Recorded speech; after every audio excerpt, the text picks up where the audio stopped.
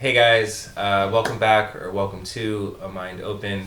I'm Brando and I am here with a really great friend of mine, Natalie Burke. She's been in the restaurant hospitality industry for 20 years. She's a creative, an entrepreneur, a cake artist, a kick-ass bonus mom, an overall badass woman who I have the pleasure of being friends with and have got to share some really special moments in your life. Thank you. With you. So I want to thank you for being here. It really means a lot. And then we kind of came together to have this conversation for a bigger purpose, which we're going to get to a little bit later. But I know there's people out there who don't know who you are, so why don't you kind of give us a brief description of who you are, what you've done, some of your accomplishments, and accolades. And I know in our conversation later we're going to talk more about failures and fuck-ups and fears and things like that. So right now let's kind of, just tell people a little bit about who you are. Well, first, thank you for having me. This is my first ever podcast, so we're going to definitely dive into a lot of information. But I'm Natalie, like he said, and I firstly have been in the restaurant industry for about 20 years.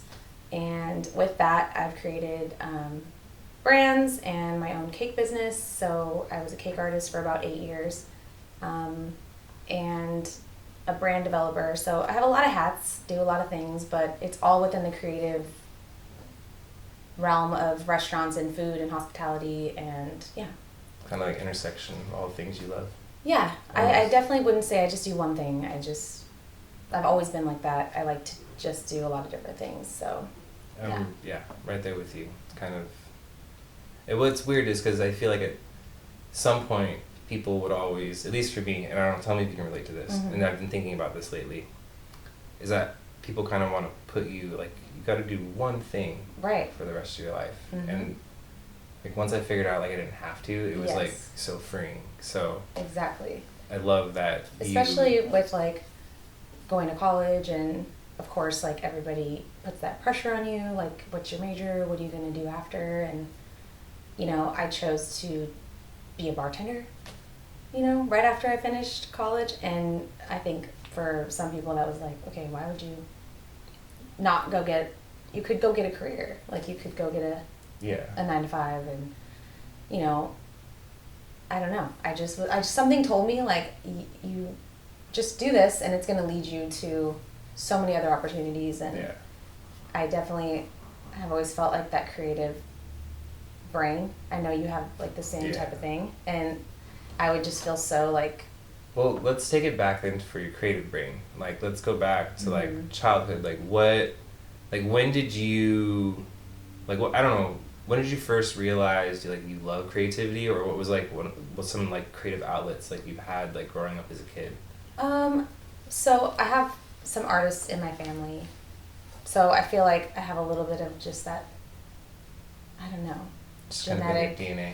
Yeah, kind of. I think so. My grandfather is an amazing painter, artist, and I've always been, even as a kid, always wanting to like build things with my hands, sculpt, paint, draw, make jewelry. I mean, anything that was like, I don't know, when you're a kid you get like gifts and toys and stuff, but I would always want to get the ones that were like a kit where you had to like build something. Or, you had to put it together. You had to put it together, like, or something with a challenge, or I would. There was sometimes, process in it. Yes, or sometimes I would take things apart just to like put them back together or see how they worked. So, and I think I just kind of started my creative process doing that, like as a kid. What kind of like things were you, like activities and hobbies, were you into as a child? That is a really good question. I definitely love to be outside. I would say majority of time was spent outside, riding rollerblades, skateboards, like asphalt hockey. I don't know what you call it. Street hockey. Just like always like one of the boys. Like I was always like, it was me and my brother. He's 15 months older than me, so we're super close in age. And then I felt like it was always majority boys around the neighborhood that we were playing with. So I was always kind of lumped in with that.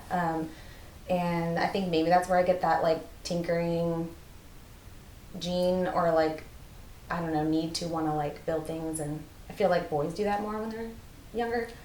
I don't know, like their toys lend more to that, like models, like that makes sense. Yeah, 100%. Yeah, so I kind of feel like maybe that is kind of what influenced that side of me to come out more than. What did just out of curiosity, you said your grandpa wasn't a painter. Mm-hmm. So what did your parents do? Did they have, were they creatives too? Or kind of like where did their lives have influence, or did they have any influence in that part of your life, or where did they when I think back, my father is really into building model cars and like helicopters and planes, and he's always been really into that, so maybe that has a little bit to do with it. But for the most part, I don't really think there was like a big creative. It's not like my family sat around and like painted together and like we didn't have like creative nights where we did stuff like that. So I don't know. I think everybody was just kind of finding their own thing to do. Yeah. My brother is really good at drawing too. And so did he, just out of curiosity, did he hang out with your grandpa a lot then? We both did. I mean, we spent a lot of time at their house for sure. Okay. Yeah, we definitely spent a lot of time at my grandparents' house. And he was always sketching, and he had a sketch pad, and he would always like show us his like sketches, and he would draw like cartoons. And now he's also a photographer. Right? My brother is a photographer, yeah. So he has a creative eye. Nice. Yeah, so he kind of super grew up. creative. So you kind of were in that realm. It's interesting because like my sisters were on the other, like the sibling relation is, my sisters were dancers. Okay. So they were creative in like that aspect of life. I just was more on the visual, and they were on the performing spectrum of things. So let's kind of like fast forward and kind of touch on something you talked about earlier, which I thought was a really like cool, interesting, and like against the grain point of like 18, you were like, I'm not going to college. No, I did go to college. You did go to college. But after graduation, it was like, where do I accept this job offer that I got? Oh, so it was more about work than college. Okay, sorry, so I missed that. So you went to college. Where did you go to school? I went to Cal State Fullerton. Hey, Titans, hey, let's go. Yes. And I did a BA in public relations. Okay. Communications. So. And then from there, it was got the degree, walked, did the thing.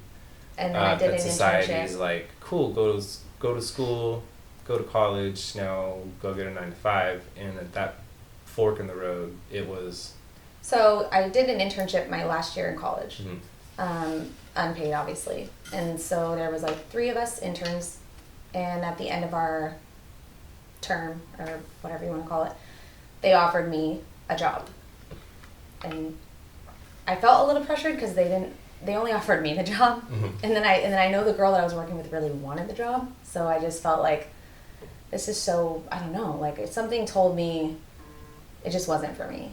And there was nothing against the company. It was a great company, and actually like was really fun environment, but I don't know what it was. Something told me not to do it. And I just had this like love for the restaurant industry. I had been working in restaurants since I was 16, and it was my first job. And I just love working in restaurants. I love being around people. I love the food and drink. And so through college, your job was something in the restaurant always industry? Restaurant, always. Yeah, from 16 all the way to, so I graduated at like 22, 23, and then really dove into the bartending. I mean, I started when I was 21, but at 23 is when I started bartending, like nightclub status. So it was like, let's be honest, the money was really good. Yeah. And so it was just like, I'm living on my own, independent, making cash every night. I mean, you're 23. It was like, those are a little more of exciting hustle mentality years too, where for sure, for us, I feel like in that time it was just like you hustle, like in your mid-20s, and like that's just what you do. And I think even for you, like having that freedom because of your job, and like that just sounds cool, and a lot of people just don't have the guts or to go again. Not to don't say the guts, to take that step into like going against the grain or going against what society says. Right, because it was like, okay, gut. you went to college, you got this degree. Why aren't you putting it to use? Yeah, like you got an offer. I mean, anybody would be happy to get a job offer right out of college. Like right when they finish. I mean, that's kind of the dream, right? And I just don't know what it was sitting in that office across from what would have been my boss, and I was like, I'm so sorry. It like blurted out. I was like, I'm so sorry, no. Like, and then afterwards I was like, holy shit, did I just turn down? Like, what am I doing? And I like walked out of that building like, what am I doing? But I just, I was living the life. I mean, I was making more money bartending.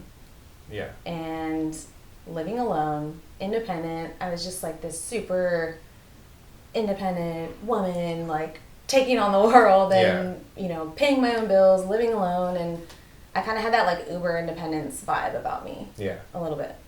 No, knowing you at that point in time in your life towards and that, you knew like, me back yeah, then. like I felt it. I'm like, you always had that confidence about you.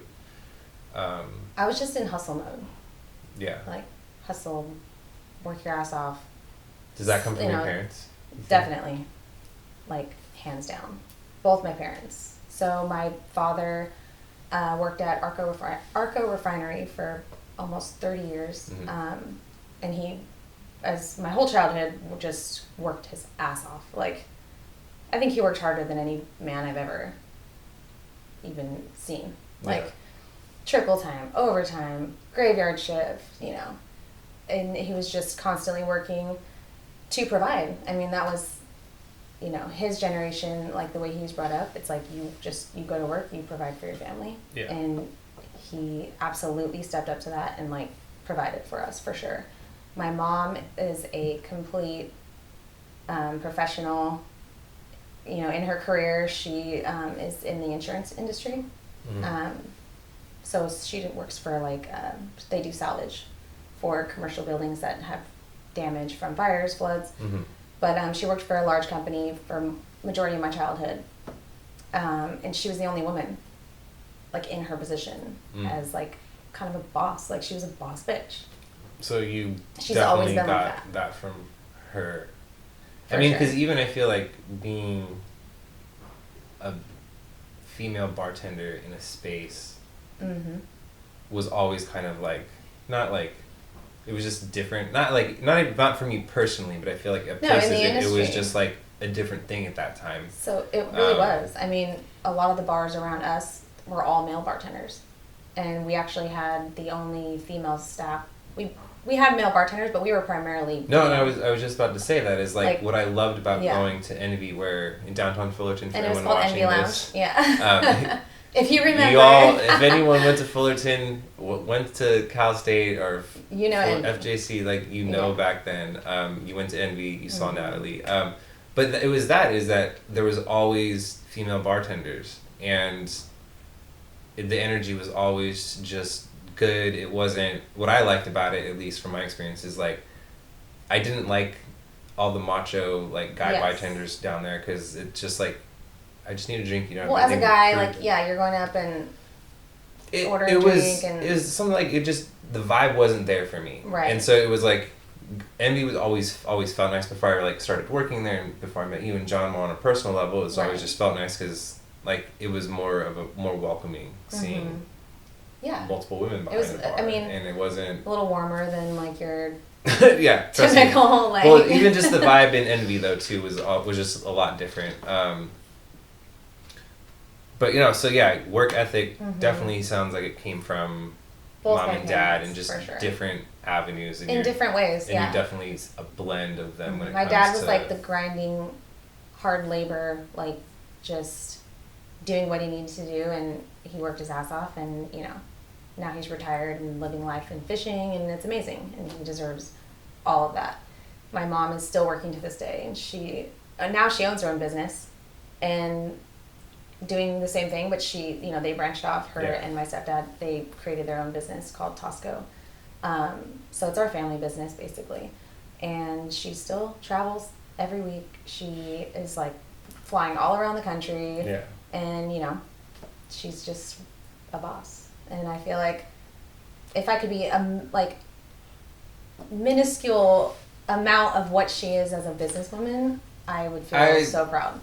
We're not gonna get there just yet, but I will say that you were definitely on your way or very close to getting there because of where you're at now. Yeah. So your mom is just a badass. Your dad is just a hardworking man, and Yes. you are this like perfect blend of the two of them.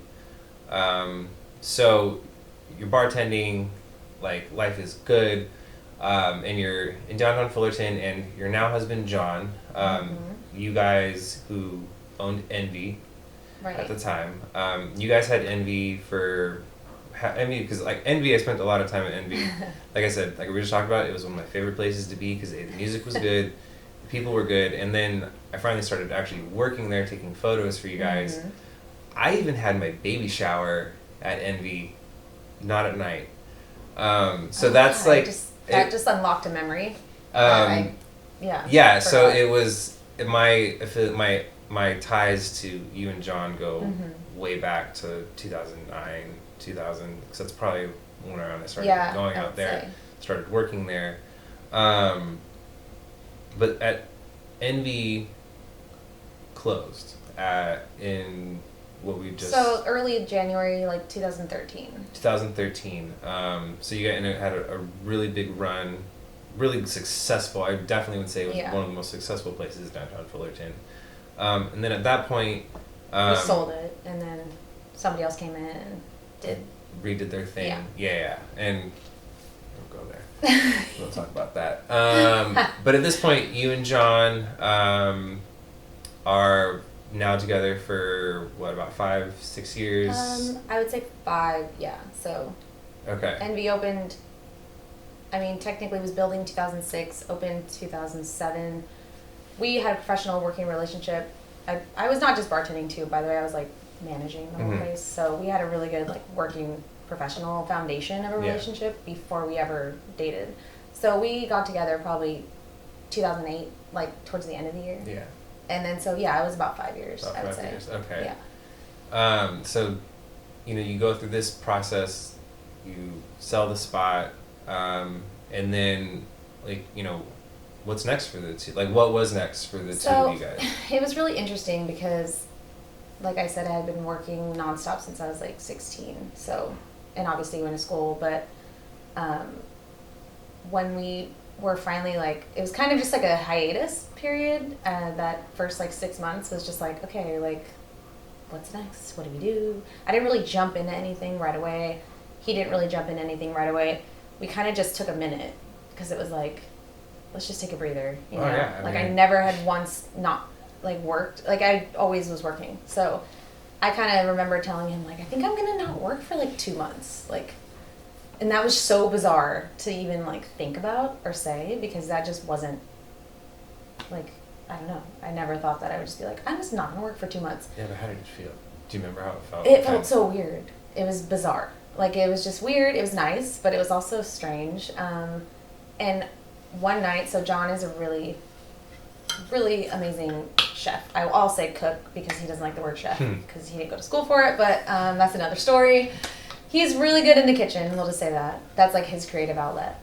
So one night he was making dinner, getting down, like making this like crazy dinner, and I was like, I feel like baking a cake.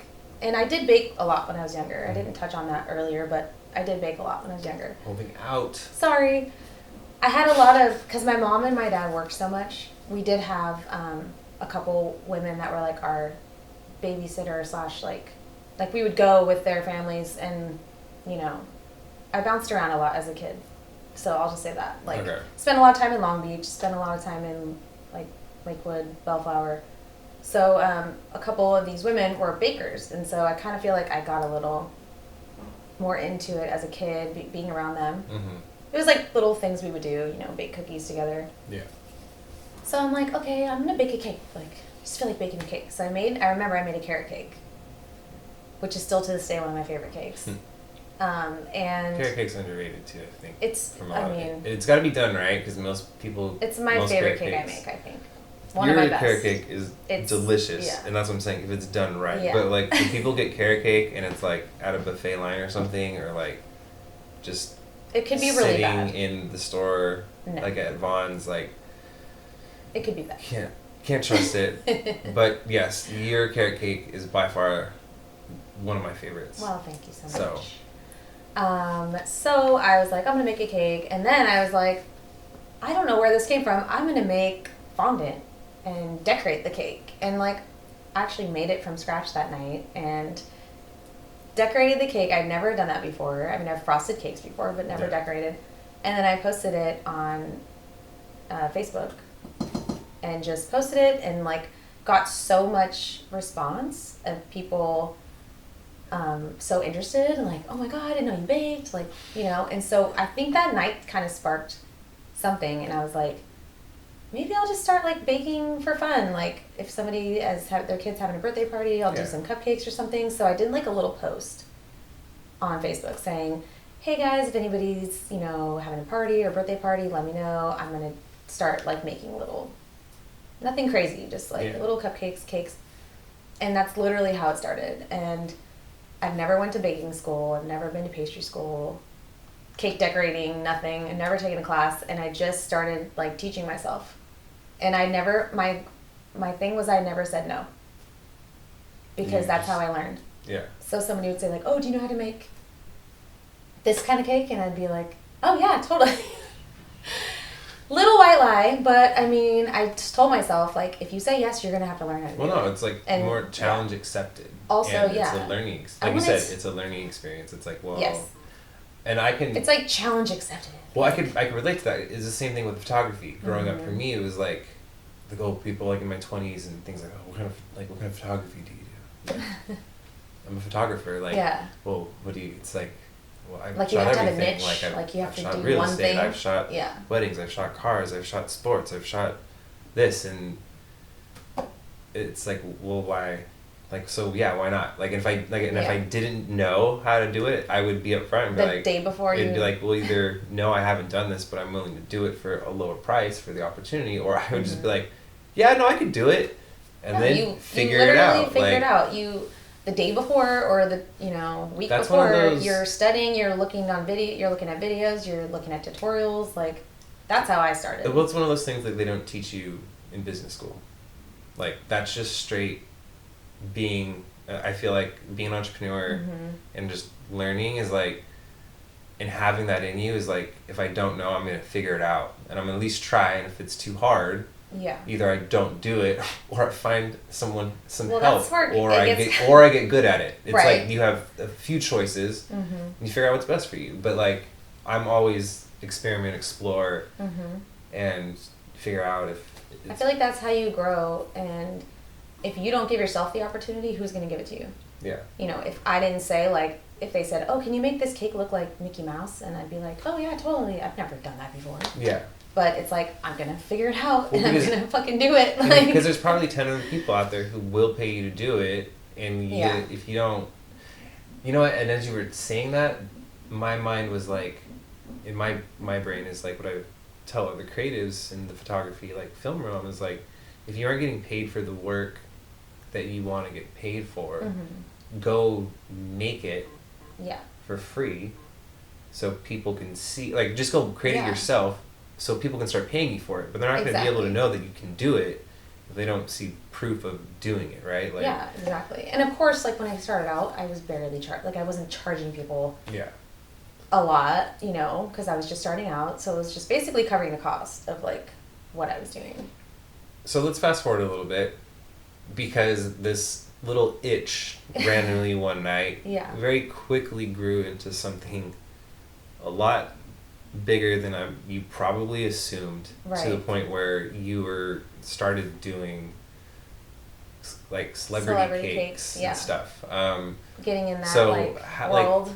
So it's kind of like, walk me through that journey of like, how did you get your first Like, who was your first big client in your eyes, Okay. and how did it happen? And then kind of just talk us through like some of the people you've had the opportunity to work for, and like kind of like the experiences you've shared some personal stories with me, and I love hearing them. So I would love for you to share a couple of those. But yeah, I mean, how was that transition, and like talk us through that. So, yeah, like I said, started in my kitchen just like randomly one night, built that up, started building up my clientele, word of mouth. Started posting, got my Instagram started and all that. Natty Cakes. Natty Cakes. It's still there if you want to go check it out. It's still there. I mean, I'm not out yet, but it's just I'm taking a little breather and doing a lot of other things right now. But so I started doing that, and I actually, then I had a bakery, so that's a whole nother conversation. But so I was doing that, but I was baking more like for the masses, which was great, and it was amazing, and we were selling out a cake, and it was great. But I wasn't able to do as much of the artistic side of it because there's only one of me, and I can't really like monetize that. I can't, I could teach somebody how to do that, but it's not coming from you. No, people want me to do it. Exactly. That's my artistic craft, so obviously. So another fork in the road in this new business endeavor is kind of what, like it's either you're doing a lot. It's like, okay, I could just sit here and bake all day long in the kitchen just to fill the cake case that I'm selling out of every day, which is amazing, and that's not a bad thing. But where's my heart? Where's my passion? And I forgot to mention this earlier. To me, what clicked was once I realized I could make edible art, because I was always like an artist at heart, but something about like doing paintings and things that were permanent, it sounds so weird, I was not interested in doing that. I didn't want to do a painting and then have it on someone's wall forever. Like, that just, I don't know. I was like, no, I don't want to do that. But when I figured out I could do edible art, and people are always like, how do you cut into that? Oh my God, like, don't you feel like you put so much work into it, you don't want to destroy it? And I'm like, I don't even care. Once I'm finished with it and I give it to the person and see how happy they are, they love it, like, they can do whatever they want with it. And I don't know if that's like a attachment thing, or I don't know, but I love the idea of doing edible art. And once I realized that, I was like, oh, I'm in. Like, this is it. I'm doing it. That's when I started my website, all that stuff. So full time and investment. Yes. Into so that to me, business. It was like, I'm not going to go get another job. Yeah. Okay. And that was the turning point, I think. Gotcha. It wasn't like I'm going to go get another bartending job or manage a restaurant or something. It was like, I'm fully in. Yeah. Now I'm doing this. Like, this is it. So this is going to pay the bills. And this is like technically your, like, because you managed Envy, but like for you as an individual, like, this is your first like sense of entrepreneurship.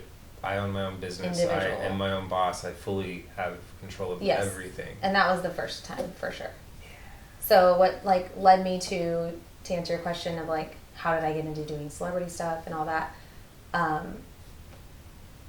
actually was inspired by someone on Instagram, super inspired, and I was just like, I need to get to that level. Like, you should be inspired and like want to follow people that are better than you. And it's like, I use the analogy of like playing golf. Like, I'm a huge golfer, and it's like, you want to golf with people better than you because it's going to up your game. Yeah. Right? Like, you don't want to play with people, you don't want to be the best one. Yeah. In your, on your foursome, because then there's nowhere to level up. Yeah. So I took that kind of like, okay, I wanted to start following people on Instagram that I was inspired by, and Breeze Cakes is one of them, and she was doing a lot of celebrity stuff, and I was like, I love what she's doing. How do I get into this? Like, and the way I got into it was actually random, because she, we started following each other and became like kind of cake friends on Instagram, and like talking to each other about the industry, and like, you get to become like friends. Yeah. And she was actually out of town, and her friend needed a cake, and it happened to be the game. So she said, I want to collaborate with you, and she must have liked my work, and I was so flattered, because it's like, when someone that you were inspired by looks at you and is like, okay, like, I want to work with you, that was like such a huge validation and a boost of like confidence. I'm like, okay, like, I can do this, So we met up, got together, and she's like, okay, this is what he like wants, this is what he needs. She helped me like kind of design the cake, and like I said, she was out of town. I think she was out for like a wedding or something in Mexico or something. So you're so I was just like phone consultation. Yeah. Like, so it was just like, all right, like I'm doing a cake for the game. Like what? Like what? Like what is happening? How did this happen? Last night I was doing dozens of cupcakes for moms, and today I'm gonna go visit a rap star. Yes, exactly. And it was for his daughter's birthday, and it was in, I think it was in the fashion district in LA, and at this like really cool building, and this cake was huge. It was the biggest cake, first of all, I've ever done. So there was that on top of me doing the celebrity cake. Like, can you describe it?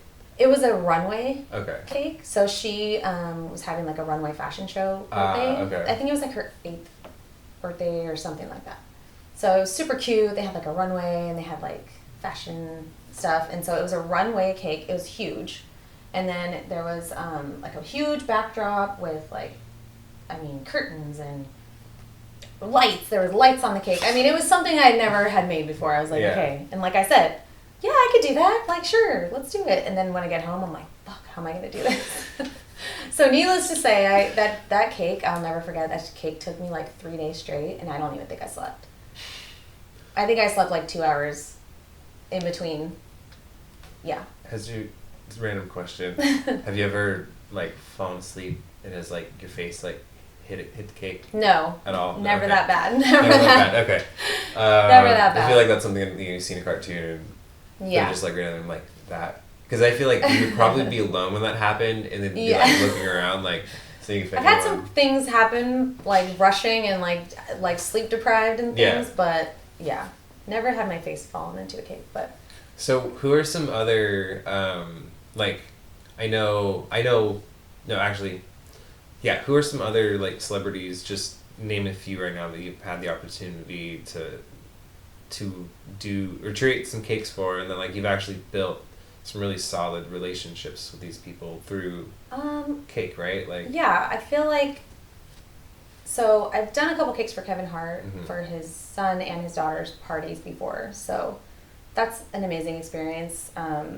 It's a huge thing, and he has like 9 bakers doing things because it's that big. Yeah, it's like so extravagant, so you're not like doing it by yourself. Yeah. But I've done a couple parties for him, and then actually his stylist, her name's Ashley North.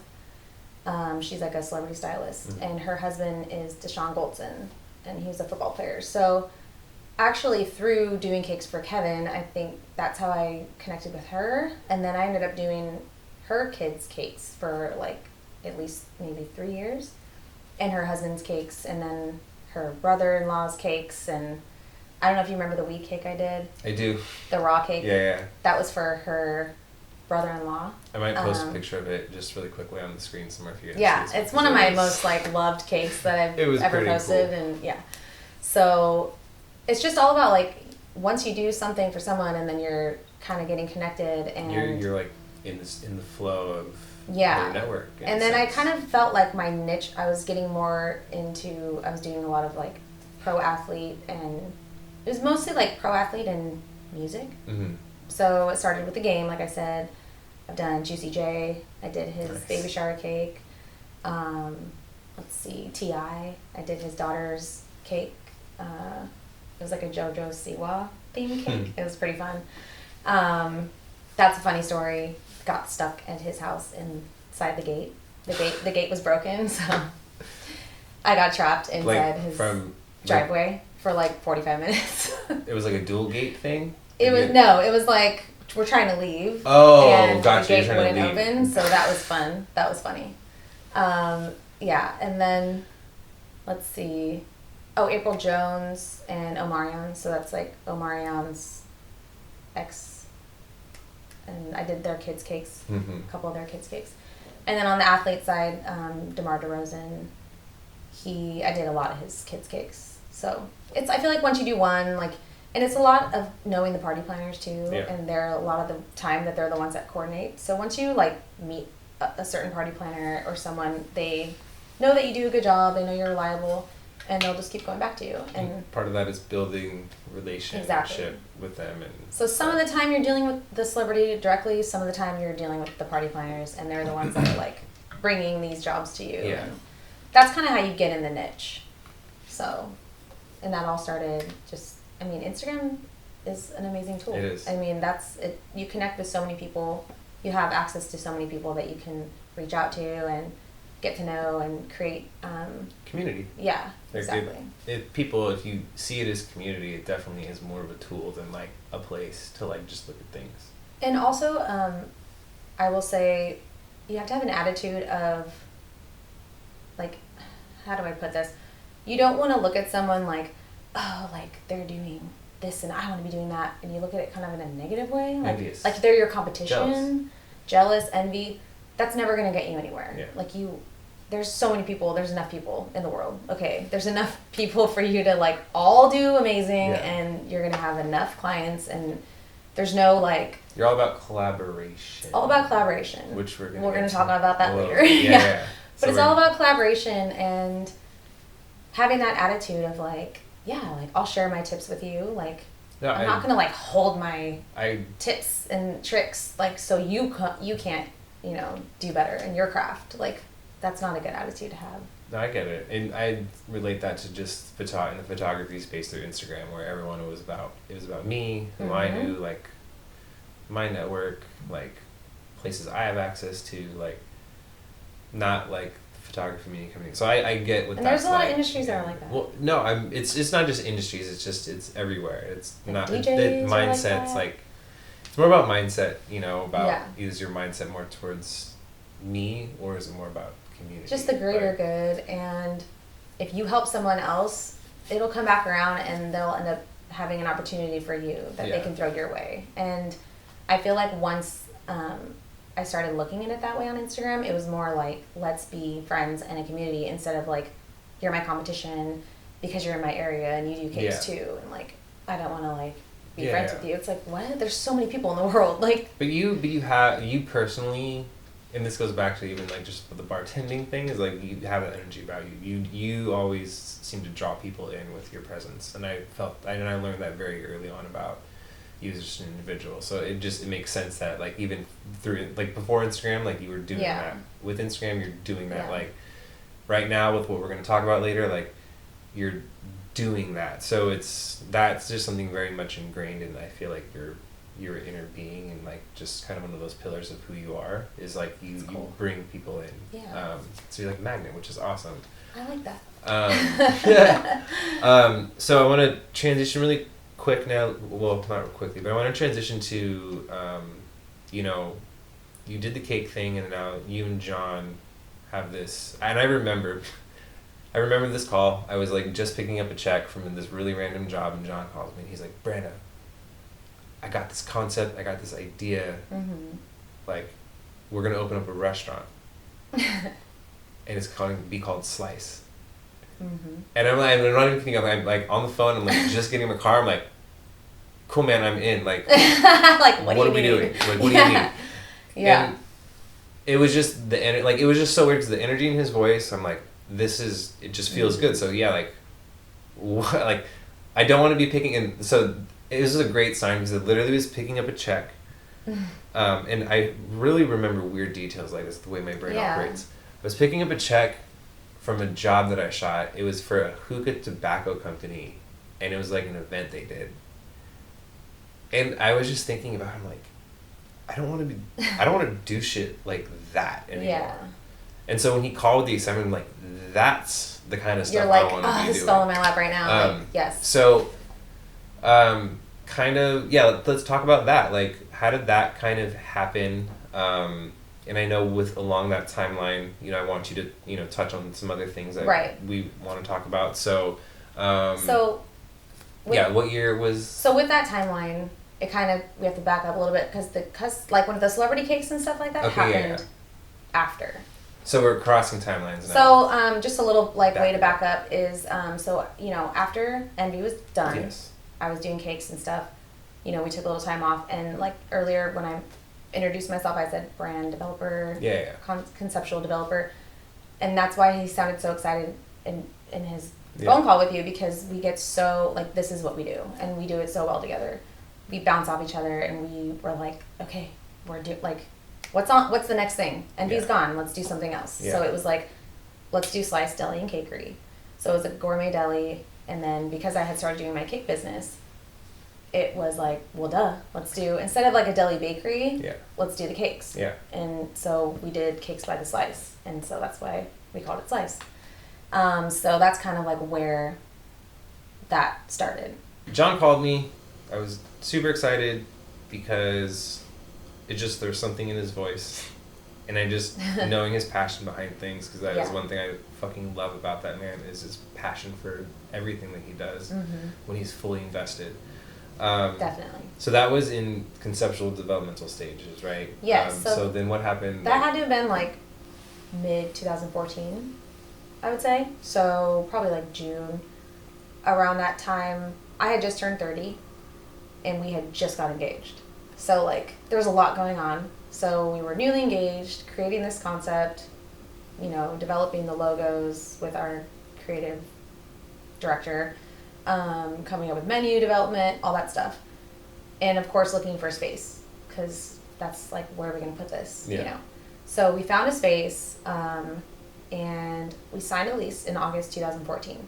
So we were like so pumped, like we got a space, it's going down, like it's going to happen. And then fast forward to January, while we were building. So we were like, and the space we found, let me just like say, was an empty shell. There was like, it was a restaurant, but there was nothing. So there was a lot of work that needed to go into this, like everything basically. Equipment, aesthetic, everything you could think of. So building out was going to take a while.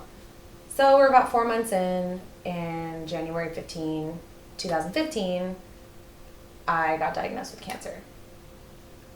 And our whole entire world just completely stopped, like, to a halt. And it obviously delayed everything that had to do with Slice, because, like, that was just, like... Yeah, health, personal health. Whatever. Yeah, at that point, it was like, we don't even want to think about that right now. We need to think about, like, what the hell's going on, and what are we going to do, and what does this mean? There's so many, like, unanswered questions, and you're just kind of left like, what now? Yeah. So that's where kind of we, like, found ourselves, and in the middle of building a restaurant and a new diagnosis of cancer for me. So well, you're just also relishing the perks of being engaged in this new stage of your relationship. It was definitely like, oh, you think everything's going according to plan, and you guys are on top of the world, and you're going to get married, and you're going to have this restaurant. And it was just like, holy shit. Like, absolutely take all that out and just, like, rethink, So what was after diagnosis? So things are put on hold with the restaurant. Yeah, so... and then what's life for you? What's life like now for you? So, to get more specific, my diagnosis was metastatic cervical cancer that had spread to my 2 lymph nodes in my stomach. So, I had a 6-centimeter tumor on the inside of my cervix, which is very rare. I was basically like a 1% case. Most cervical cancer is on the outside of the cervix, which is easy to detect, and mine was on the inside. So, it was a very aggressive diagnosis, and my treatment was very aggressive. So what happened, like, right away was, after doing all the testing and stuff, was, so my doctor said, you have cancer. Second sentence out of his mouth was, you're going to need to have a radical hysterectomy. And at that point, don't have any children of my own. So it was just like, I mean, those are the first 2 things out of his mouth, and it was like, how am I supposed to process this? Like, what is going on? So needless to say, I ended up not having a hysterectomy. So I never had surgery, because that's at the point after that they found out it spread. And then you can't do surgery. It's a little bit more complicated. So my treatment was basically chemo, 2 different aggressive chemos, and then radiation. So I had, like, extensive radiation. But before I started treatment, I did IVF. So basically, like, I was so blessed that they said, before we do treatment, even though we need you to start ASAP, we're going to give you a month to do IVF if you choose. So I had to go through like a different company. Like, they don't do that under insurance. So, you know, you're going to do IVF, you're going to save your eggs, and then we're going to start treatment. So it was, life was like very hectic, and just, I felt like I just surrendered and said, just tell me where to go and where do I need to go, where do I need to be, what do I need to do, and I'll just go. And basically that's what I told my doctor. Like, give me a schedule, where do I need to go, and I'm going to be there. So I took it kind of head on, and I didn't really have time to like sit and, you know, wallow about it. I was just thinking about that word in my head. I was like, yeah. What word are you going to pick right now? And wallow was like the word I had in my head. It was just kind of like go, go, go. And it's like, okay, we did the IVF. That took 3 weeks. I think I started my treatment March. So I did, every Wednesday I did 2 drugs of chemo. So that took 8 hours. So I would go to the chemotherapy section at Kaiser. I was there for 8 hours on Wednesdays, and then my radiation was on simultaneous. So it was every Monday through Friday, 5 days a week, every single day. I remember that, like, Facebook, seeing your and John's check-ins every day. It was intense. Like, as a friend, like, yeah. Like, that's life at that point. You know, most people are going to work Monday through Yeah, Friday, and that's the thing. You are now going to chemo to try and survive. Yeah, and it's just very, like, humbling experience, and just kind of like, you're almost like so wrapped up in what you're doing, and of course you want to be excited, and this is like your career and your life, and we're starting this like new thing, but when you're thrown into something like that, like completely flipping your world upside down, it's just kind of like, none of that matters. Like, it's hard to explain, but you're in it. So while we're doing treatment, we kind of had to put a halt on our construction for the restaurant, obviously. But in the meantime, we are still on a lease, and we do still have to pay rent. So we found ourselves in a very like tough situation. It was just like, we're paying for this space. You know, it's not the landlord's responsibility to be like, oh, hey, you don't have to pay anything. Break, 'cause... No, that was not the case at all, unfortunately. So it was very tough. I did 6 months of treatment.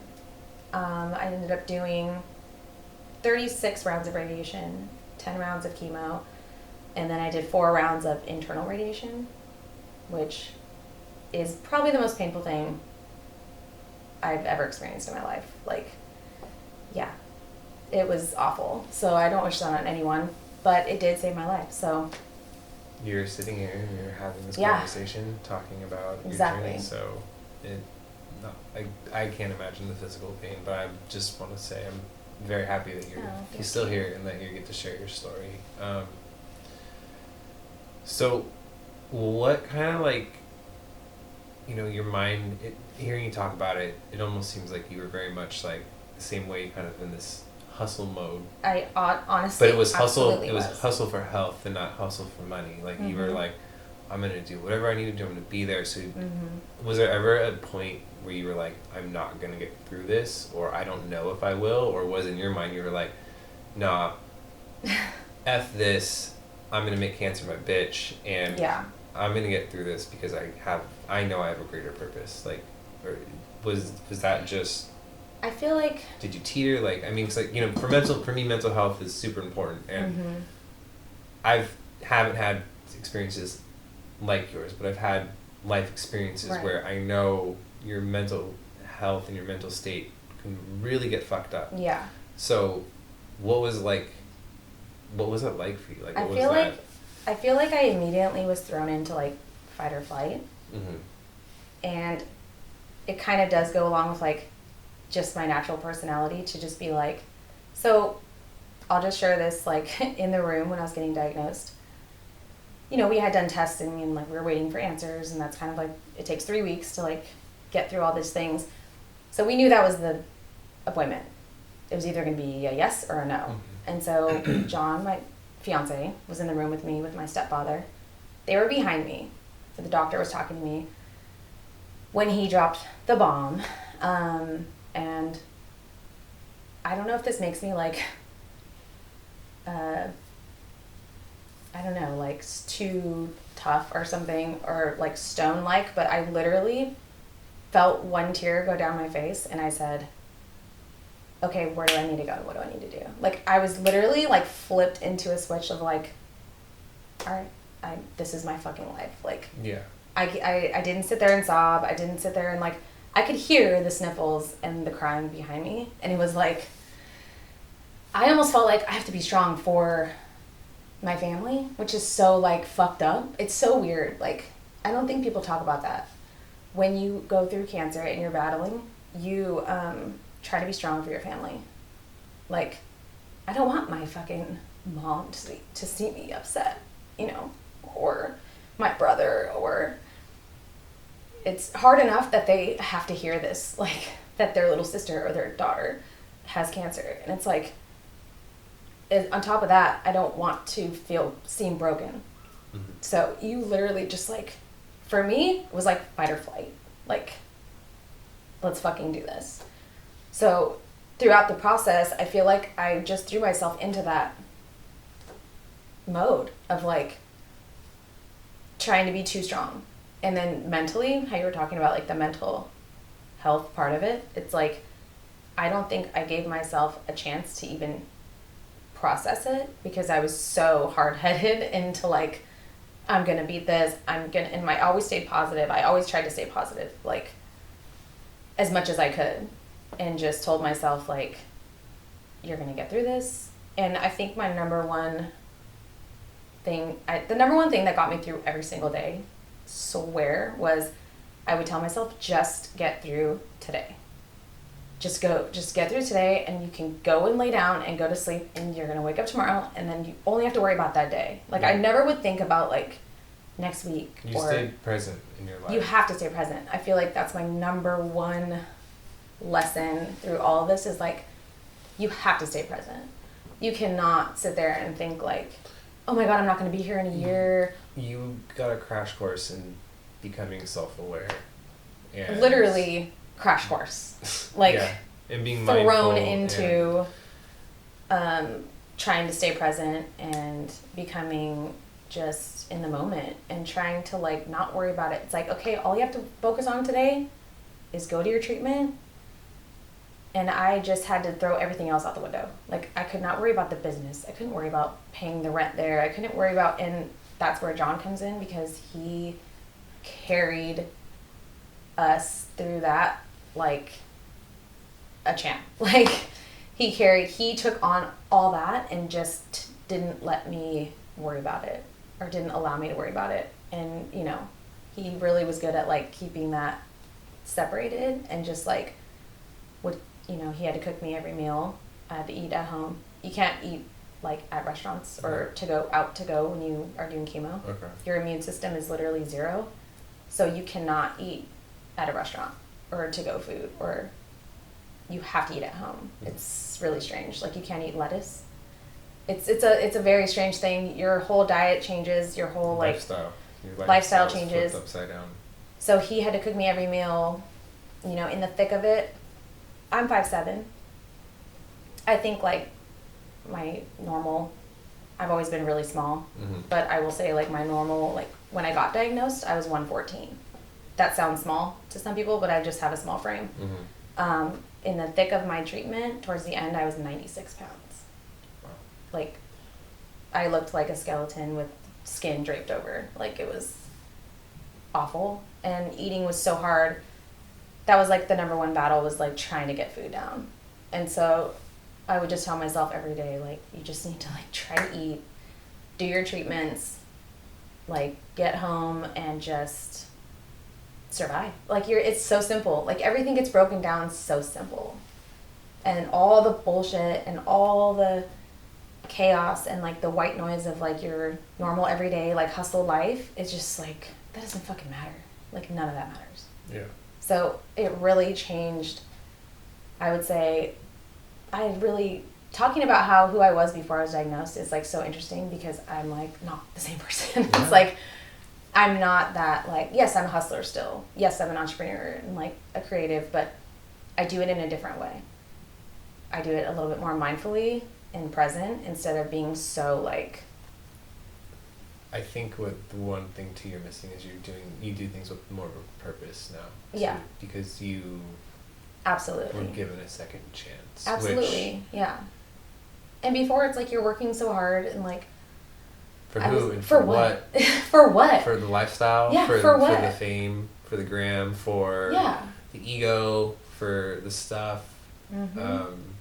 The whatever it is, like the lifestyle. Exactly. And we as people lose our, like what I like to say, like we lose who our authentic selves are because we are so busy trying to be someone else for other people or who we think we need to be for society or for our friends or whatever. But life, things like that, being faced with life or death, you know, my first episode, my buddy TJ was on, and me and him had similar car crashes that we both were very fortunate to walk away from. When I was 20, you know, so my perspective on life changed then, you know. A few months after, like it was my car accident, like 3 months after I lost my dad to alcoholism, and then 4 months later I lost my best friend in high school to leukemia. And so for me, like that, that's a lot. It was like being 20 and being faced with death, so much heavy shit, and not even like hitting like that 21-year-old mark of like, oh, like I'm a man, or what that milestone, like, and just so I having that second chance personally, but also being hit with it 2 more times, like life and death with other people, and you come out from it different. You completely, and it sucks because I just was faced with it a lot earlier. Learning to grow up. And that's another point. Flip that switch. There's no rule book or timeline of like when you're going to go through things, and it could be, unfortunately, anytime, any age. So, you know, it molds you like who you are, and it's interesting now that I'm like reflecting on it because I feel like now that I reflect back on it, my custom cake like business changed. The height of it was my post-cancer.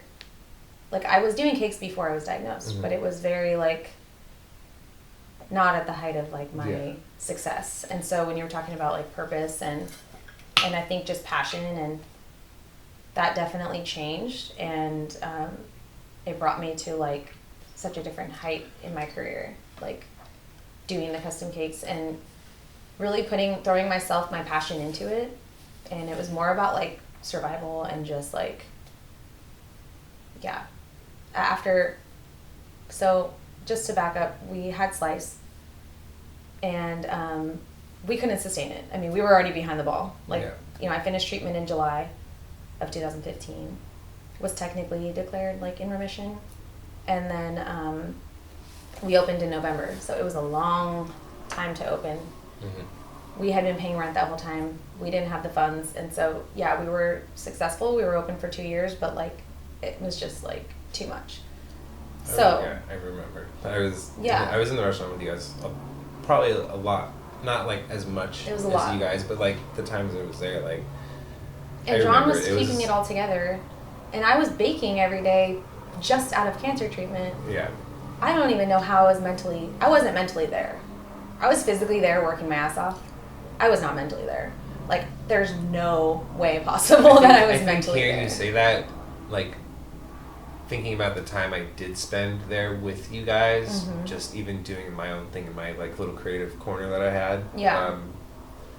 I could see that. And your energy was definitely different then, as from it has been more in the last couple of years, where I've got to spend more time with you and John outside of, you know, a workspace, right? Because that's where the majority of our relationship was kind of built, was always in a workspace. And now we're at a point in our lives where we're actually doing fun adult things, which is awesome. Yeah, exactly. So then you get through all this, like you feel kind of like you're just going through the motions and hustling, you're not having all this time to process and... Yeah, I really didn't, like... That's another thing. Being thrown into opening a restaurant, like 4 months after you're done with cancer treatment, is... Crazy. You're not, like, and processing. I don't think a lot of people... I don't even think, like, see you saying that, I'm like, I don't even think I put two and two together. I don't think that I've ever even said that out loud. I don't think a lot of people did or realized, because... I did not give myself an opportunity to, like, mourn what happened to me, kind of. Celebrate. Like, and celebrate, but also, like, what just fucking happened? And it was just, like... You didn't get to process it. Not at all. Yeah. Not at all. And neither did John, actually, because... Because it was one thing to the next. Nobody really, like, talks about the caretaker when it comes to cancer as well. And, like, the amount of, like, stress and emotional trauma that John went through, too. Yeah. Like, watching me go through my treatment and taking care of me and taking care of the business and trying to keep everything together. Well, let's also and being a father. Yeah, I was about to say, like, let's keep in mind, like, I don't think we've also noted in any of this is that... Like, I did kind of mention, like, you are a badass bonus mom. So yes, that's true. That was the one thing that, like, John now has an adult son. He's not even a child son. Right. He has a full-on adult son in college now. So, through your treatment, through the business losses, and he was in junior high. And all of that, like... I think he was in junior high through when I was diagnosed. So, like, that was even hard on him. Like, that's traumatic for stepmom. Yeah. I've been with him since he was 6 years old. Yeah, and I'm saying you were part of his life for a very long time. You were a pillar and a part of who his character was. So yeah. And talk about, like, I wanted to be strong for him too. Like, it's just, there's so much pressure. Not that anybody else puts on you, but as personally, like, you don't want it to look that bad. You don't want it to seem that bad. So you're like... I get it. You know, you're being strong for everyone else because you don't want them to, like, fully see how fucking painful and traumatizing it is. I can't relate to that on, like, necessarily, like, I had cancer level being strong, but where I can relate and where it hits home because, like, my chest is tightening up, as you're talking about, is, like, I felt that, like, when my dad passed and I had 2 sisters and a mom. Like, and old school mentality was, and you're the... Oh, well, you're the man of the family. Like, you have to keep it together. Exactly. You need to be strong for everyone. And, like, you're not allowed to, like, cry and sit there and be upset. But that is funny because even just yesterday, I have a friend, shout out to Therapy for Dads on Instagram, a buddy of mine posted something and, like, kind of put me on, I got on this little writing prompt, like, on his post, and it was about what we were just talking about. It's like, I didn't get to grieve or process that because I felt like I needed to be strong for everyone. And it literally took months, I would say maybe 3-4 months for me to cry. And when I did finally cry, it was in my dreams. I woke up crying in my dreams, and it was like a really weird thing. Yeah, it was like, it needed to come out some point. In your conscious mind, it was like, okay, you're not going to let me do this, I got to do it when you're sleeping. And so I get what that's like, but I can't imagine the added pressure of also trying to heal myself through this process. Like, I get the part of feeling strong, and I can only relate to that, and that sucks. Like, knowing that feeling sucks, and so having the added pressure of just trying to heal yourself and be healthy. Then, but you did it. Yeah, it was a lot, and I think so. Once, like, we didn't have Slice anymore, we kind of both, like. Let's back up before the end of Slice. I just want to touch on this too, because this was a really good moment for me. I did get to shoot you guys' wedding. Yes, we ended up finally having our wedding. And so that was, I don't want to, like, as much as we talk about the grief stuff during things like these conversations or whatever, I don't want to forget that within that there's also these really big pillars that were also really pivotal for you. And for me, like, that was such a great moment because the small, intimate wedding group you guys had and the event was perfect for the two of you. And it was very intimate.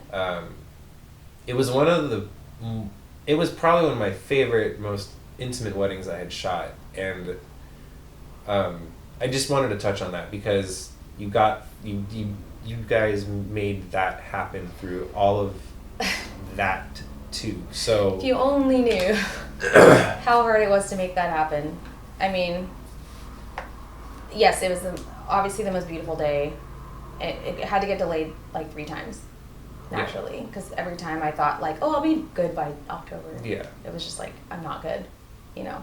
So it got delayed, and we finally did it November 12th, 2016, We still had the restaurant, and not a lot of people know this. I'm going to share this with you. Oh. I don't think anybody knows this. My family doesn't know this.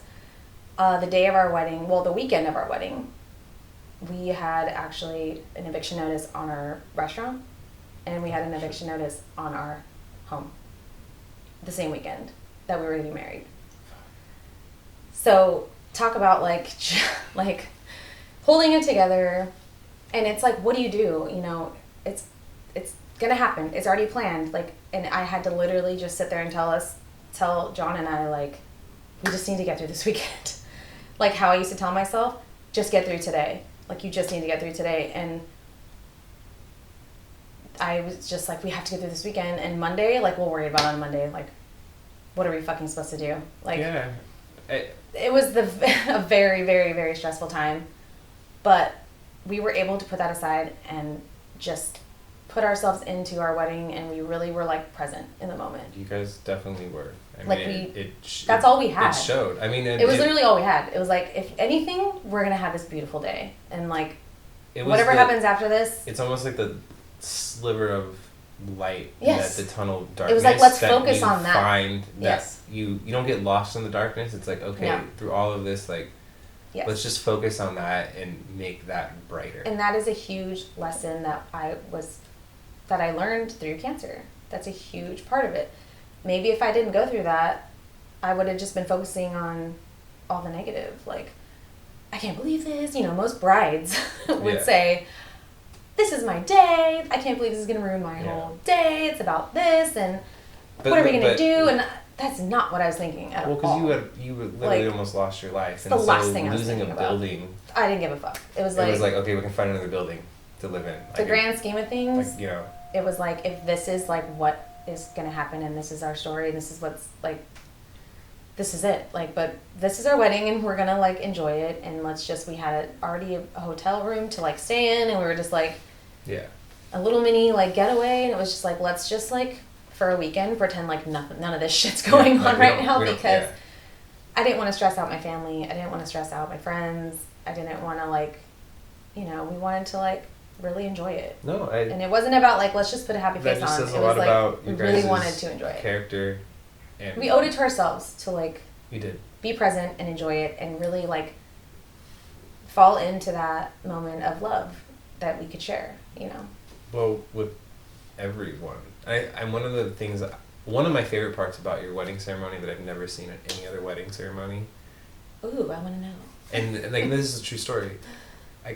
The way you guys pass your ring around for everyone to kind of like bless or put some good energy or juju or, you know, whatever they had to offer in that moment, like it was special. Those are some of my favorite photos, because like, you don't ever see the rings literally touch everyone's hands, or and because it was so intimate, like, everyone had a moment to leave a little piece of them with you guys on that day, and that was for me, that was like a really awesome moment to kind of capture. That was like really special, and it was such an intimate. It was like 30 people of like our close. The ceremony was it that many at the ceremony? I feel like the ceremony was like 12. It felt like there was not that many. I think it was like 25.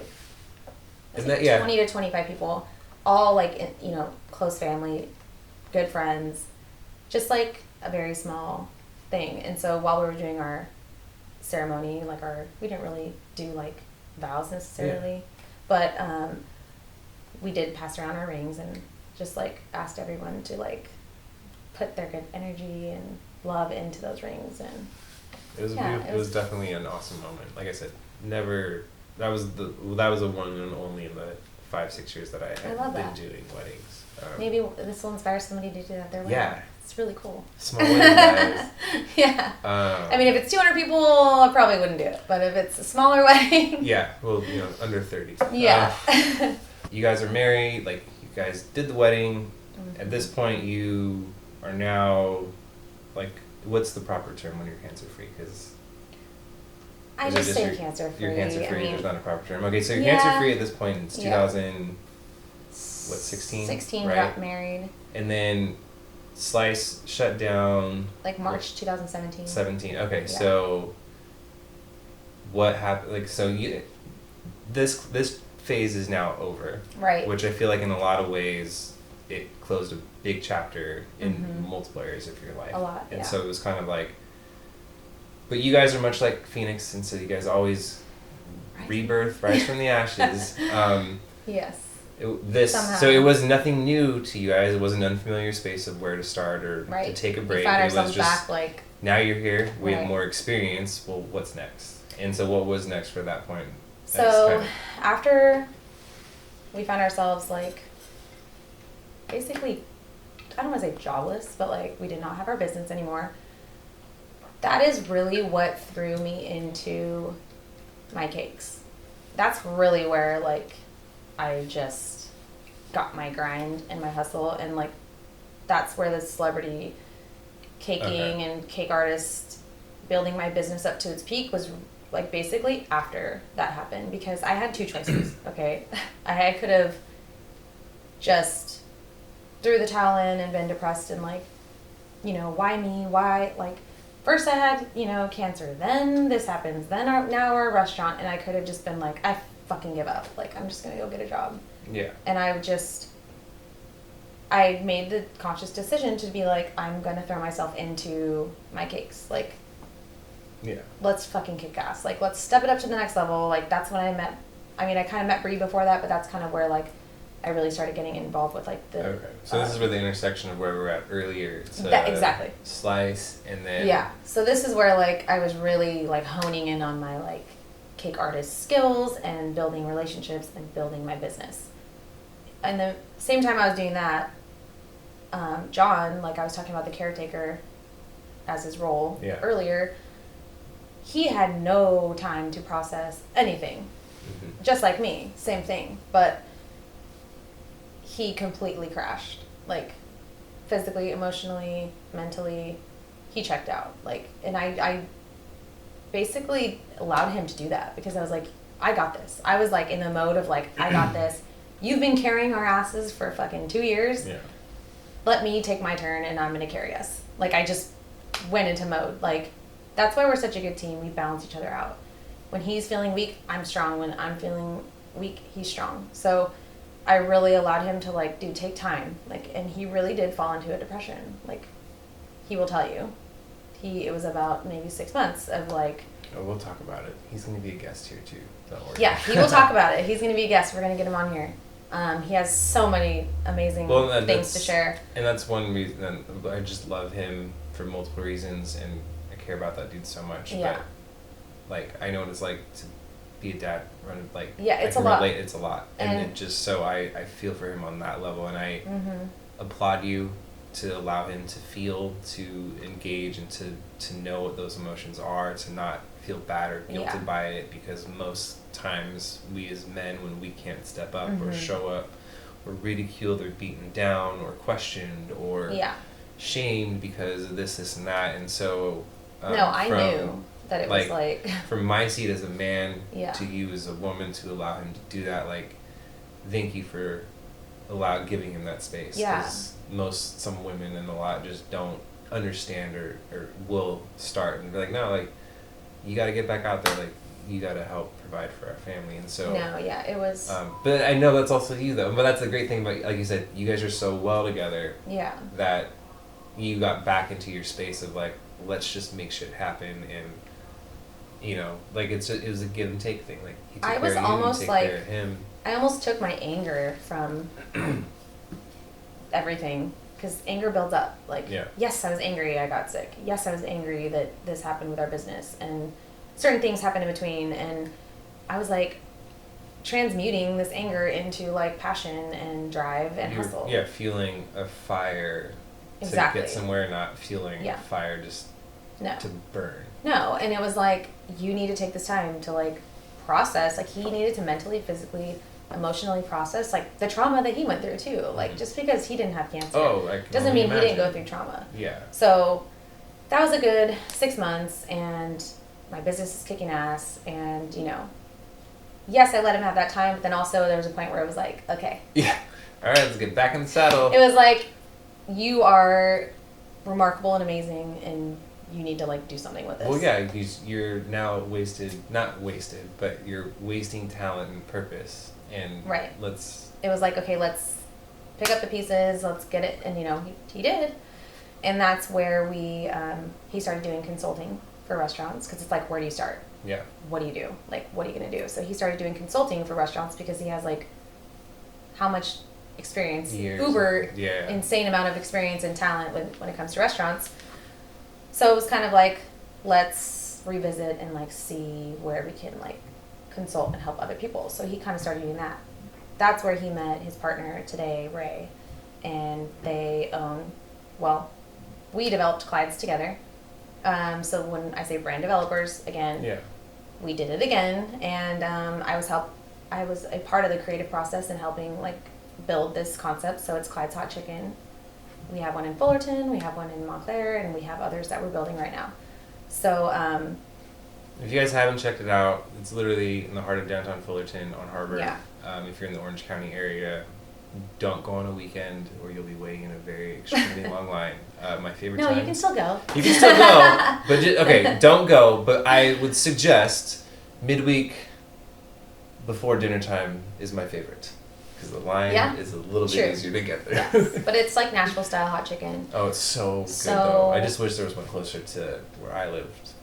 Because true. It's so damn good. We're expanding, but so it was amazing to watch John like come alive again, and he's just like developed this amazing concept, and he's taken it and ran with it, and he's just like created this amazing brand.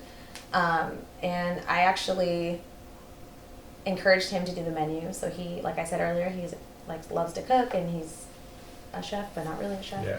I convinced him, like, you can do this menu. You have the skills. Like, you're developing the menu. We named it after my great-grandfather, Clyde. So my grandfather earlier that I was talking about, who's an artist, his father is Clyde. So we named it after him. Awesome. So, I didn't know that. That's cool. Yeah, cool so it's definitely like a little homage to, like, my family ties and John developing the brand, and like, we have a great, amazing team that did like the logo and all that stuff. Yeah. So yeah, it was amazing to watch. I just knew that something was going to happen where he could like flourish again, and how talented he is, and like to see what he's done and how he's built this brand up has just been like amazing to watch.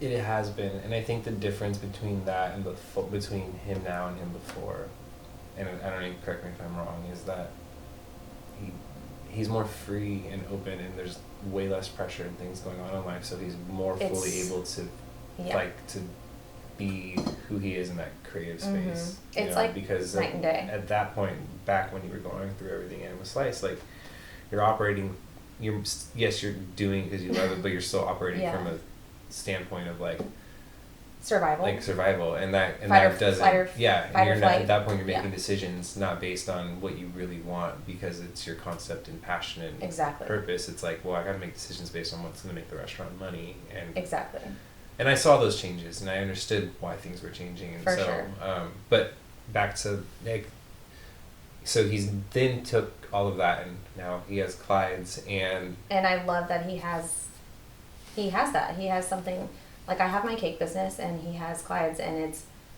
like, to me, it's like for the first time where like we're both balanced. Like I was talking about earlier, like when I was down, he was taking care of us, and then when he was down, I was taking care of us, and now it's a little bit more like we're finally like both in a stable place I where we're not like freaking out like one's the other. You guys have a more individual, solid foundations, which makes your guys' relationship foundation even stronger. Right. And we are like still working together on certain other things, and we're putting an event on. Yes. Together, which is part of the reason why we're here today is because like I have so humbly been brought on to this amazing team with you. Yeah. Of course we thought of you. So, I want you to kind of tell everyone the event, the purpose of it, and all the fun things, because it is happening very soon, and It's so, very, very soon. It's yeah, so the let's countdown is on. So let's talk about it and tell so our everyone about event is this Friday, November 5th, at the classic Fullerton Ballroom in downtown Fullerton at 7 o'clock. We wanted to do this event. It's called Way to Greatness.